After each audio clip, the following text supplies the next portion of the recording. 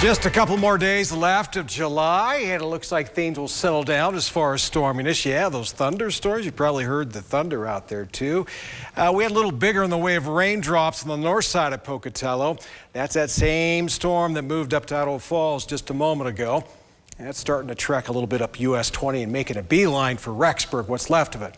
Now tomorrow, what's next, at least in the Snake River Plain, will be a storm-free day. So we shouldn't have any showers and thunderstorms for most of us. However, you get north of Idaho Falls in the late afternoon to early evening, Rigby, Rexburg, St. Anthony, there is a slight chance of storminess for your late afternoon tomorrow and tomorrow evening. But for the rest of us, should be dry, and we'll be a bit sunnier overall than we were out there today. And that means we got more hot 90s. Hot 90s will take us into the last day of the month on Thursday. And for the first 8 days of August, we'll be in the warm 80s. Won't be quite so toasty as we've been for the last 8 days of July. So yeah, we'll cool down just a bit at least.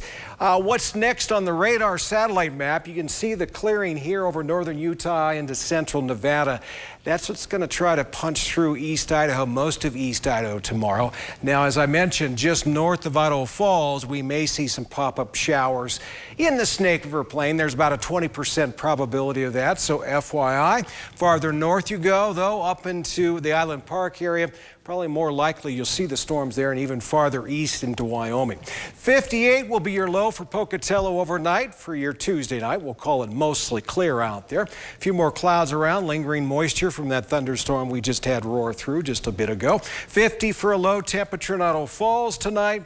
North breeze 5 to 15 miles per hour. And then for your Wednesday, sunnier skies expected and maybe a smidge hotter. Now today in Idaho Falls, we were 93. Tomorrow, 95. Today in Pocatello, 94. Tomorrow, 96. So a little more of that extra sunshine to heat us up. Northwest breeze 5 to 10 miles per hour. And their Wednesday temperature map. High of 82 in Island Park. Chance of showers and thunderstorms there in the afternoon. Same thing for you, Driggs. You're going to be warm, though, before it tries to cut loose, Mother Nature. Hitting 90 for a high in Soda Springs. So hot day in Caribou County.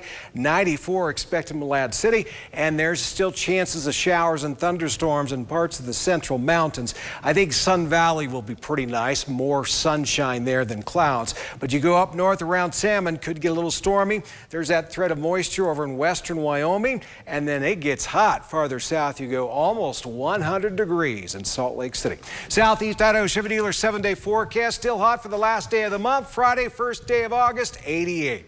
Not quite so warm, still warm enough to remind you that, yes, summer's still here. Idaho Falls 7-day forecast. We're in the 90s for the last 2 days of the month. First day 87, just a nice and warm weekend, mix of clouds and sunshine. Same thing for you, Rexburg. There's that slight chance of storminess for you tomorrow, though.